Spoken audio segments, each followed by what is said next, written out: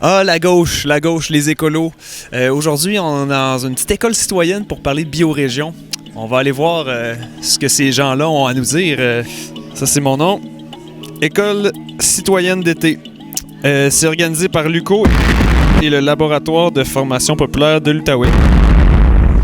Ça promet.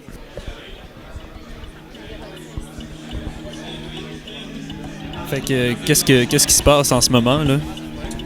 On a décidé de se mettre ensemble pour tisser nos relations, créer une œuvre, puis pas nécessairement d'avoir en tête on veut représenter la biorégion, mais plus on veut l'incarner.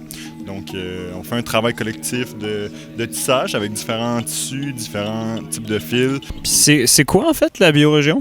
Moi ce que j'en comprends, c'est vraiment comment on réfléchit notre rapport au territoire et aux autres en termes de relations. Je pense que le plus important dans la biorégion, c'est vraiment les relations.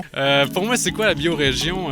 Par exemple, marcher un chemin plutôt que de le suivre avec ton doigt sur une carte. C'est quelque chose de se déplacer soi-même puis d'être sur le terrain plutôt que de le percevoir ou avec une certaine distance. On pourrait dire touch grass. Touch grass, oui. Hug trees. Smoke grass aussi. T'sais, quand on parle de déplacer le point de vue, pour moi, c'est un peu ça.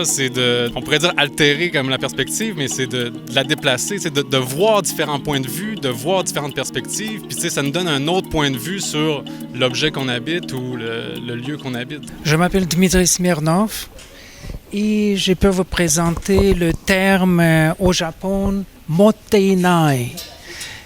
Et un terme japonais correspondant au malaise dû à un gaspillage de matériel. Est-ce que vous avez des exemples dans votre vie où vous faites ça, vous réutilisez, vous réparez? Une fois, j'ai trouvé lave-vaisselle que quelqu'un jetait et là, je trouvais que simplement le filtre était bougé comme regarde publicité, achète ici, achète là. On n'a pas besoin de nouveaux vêtements, il faut arrêter de consommer. Je lance un zen tantôt, il y a des joints scotchetés après, mais c'est justement comme ça fait suite à un projet de cours, de contre-cours, puis de cours expérimentaux qu'il y a eu en dehors de l'université, mais aussi à l'intérieur de l'université dans les cracks, là. C'est un projet qui s'appelle le Beige Cube, que ça fait 1 an en fait que ça a commencé. Dans le fond, j'ai approché certaines personnes en sociaux, en art, en anthropo, dans le coin de Québec, qui s'intéressaient à revoir un peu les structures de pédagogie, les structures d'enseignement puis d'apprentissage surtout, puis de se rassembler 2 fois par semaine pendant 1 mois à des lieux qui changeaient, des heures qui changeaient, puis à essayer de re-questionner tout ce qu'on savait finalement du milieu scolaire. Tu sais, par exemple, on se retrouvait dans un parc, on jasait pendant peut-être 1h30, 2 heures. Après ça, on se déplaçait en marchant, on allait prendre un verre, on s'échangeait des références, on a formé une bibliographie commune. C'est beaucoup inspiré de la contre-culture des années 70. Là. Par exemple, si vous regardez l'affiche du contre-cours, il y a beaucoup d'images qui sont tirées de Main Mise, qui est un magazine de contre-culture. Tu penses qu'il faut s'inspirer de la contre-culture de nos jours? Est-ce que tu penses que c'est faisable? Pour moi, la contre-culture, encore, c'est qu'un truc complémentaire. C'est un truc qui... Même mes projets artistiques, c'est genre avoir une galerie d'art dans mon char pendant 4 ans, de sortir des milieux comme plus institués pour avoir un espace de liberté, mais habiter les choses qui sont pas nécessairement artistiques de manière artistique. Je vois ça de manière, encore une fois, complémentaire. Parce que ça va rester de l'art, t'sais. Ça va rester dans le même système que l'art parce que c'est influencé par les codes de l'art, par le milieu de l'art, par le champ de l'art. Tu peux pas faire une rupture totale. Non, c'est ça. Il faudrait que ça s'appelle autre chose que de l'art. Il y a de plus en plus d'expositions DIY, d'artistes qui font des trucs comme en parallèle ou en marge. Mais j'ai l'impression qu'on est rendu là parce qu'on est dans le milieu qu'on est actuel, où ce qu'on quémande pour du cash au CALP et au CAC, des trucs comme ça. T'sais. C'est pas pour rien non plus qu'au Canada, il y a beaucoup d'artistes qui détournent un peu comme le modèle entrepreneurial. Je pense à Ian Baxter ou comme Anything Co. Il y a beaucoup d'artistes qui prennent le modèle de l'entreprise, qui vont chercher du financement ailleurs que dans le milieu des arts. Fait que c'est ça, j'ai l'impression que ça vient alimenter puis ça vient comme amener comme... d'autres matières dans la discussion.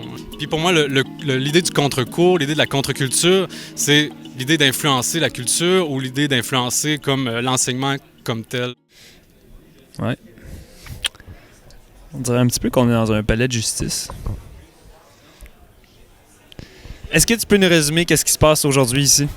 Aujourd'hui, c'est quand la cité entre dans l'université. Stéphane s'est adressé avec Alain là, au même moment. Là, je me suis dit, ça, c'est la vraie connaissance, quand ça se croise. C'est qui Stéphane? Stéphane, c'est celui qui nous a tout expliqué son beau projet.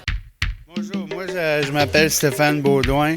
Je suis usager de la soupe populaire de Gatineau et je fais du bénévole pour la soupe populaire.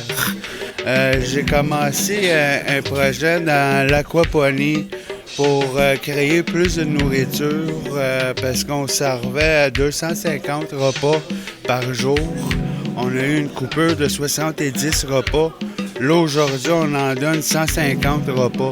Il y a 165 personnes qui passent, fait qu'on est obligé de refuser encore du monde. C'est avec des conteneurs de métal convertis en logement. Et le premier étage, ça serait converti en aquaponique. Et tout le tour, ça serait les serres où ce que les aliments du poisson vont nourrir les plantes et les plantes vont nourrir les poissons. Ils veulent m'envoyer des contributions, des fonds, ils peuvent l'envoyer directement à la soupe populaire de Gatineau. Donc, ça veut dire, vu qu'on est plus nombreux, on serait capable de réaliser ce projet-là. Fait que là, on est rendu à la fin de la journée. C'était une belle journée, beaucoup de discussions, de beaux moments sincères. On s'est vraiment questionné là, sur l'avenir de ce monde ô combien troublant, n'est-ce pas? Je pense qu'il y a de la bière. Free food. Est-ce que tu peux brièvement te présenter puis résumer ou nommer ton intervention de ce matin, puis ton rapport dans cet événement-là dans lequel on est aujourd'hui? Alain Deneau, c'est le nom qu'on m'a donné après que je sois né il y a moins d'1 kilomètre d'ici. Je me considère comme un essayiste d'abord et avant tout. Donc je pratique ce très beau genre qui est l'essai, qui est le genre démocratique par excellence, puisque il se situe au croisement de la recherche et de la réflexion publique. Un genre très démocratique parce qu'il permet autant à l'initié qu'au profane de se retrouver dans des problématiques qui se veulent adéquates. Et ce que j'ai voulu partager finalement sur un plan conceptuel strictement et intellectuel, c'est l'identification d'un dessin qui s'appelle la biorégion, d'un dessin, d'un objet ou d'un projet qui nous permet d'être en rapport avec le monde sur un mode lucide et joyeux. Après avoir fait tous les diagnostics qu'il faut sur à la fois les injustices sociales, la prédation industrielle, les saccages écologiques, et être capable néanmoins de continuer. En fait, je me suis intéressé à la question que faire, à la question que faire qui a été si souvent posée ces dernières années d'une manière accablée. Bon, et j'ai fini par m'intéresser à l'expression « faire que » plutôt que « faire » pour voir comment, en formulant les choses ainsi, on pouvait trouver dans une époque accablante quand même des perspectives d'action stimulantes où on se manifeste à soi-même et peut-être même qu'on découvre un rapport qu'on souhaite symbiotique avec un monde qu'on a tellement rudoyé qu'on a désappris à le voir et à le comprendre. J'ai fait le deuil d'un optimisme béat qui consisterait à dire qu'à force d'écrire, de parler, d'informer, de renseigner, ainsi de suite, que spontanément, tout d'un coup, tout le monde, enfin une majorité critique de gens cesserait d'aller consommer. Il faut arrêter de consommer. Et cesserait de louer ou de vendre sa force de travail pour un pouvoir d'achat.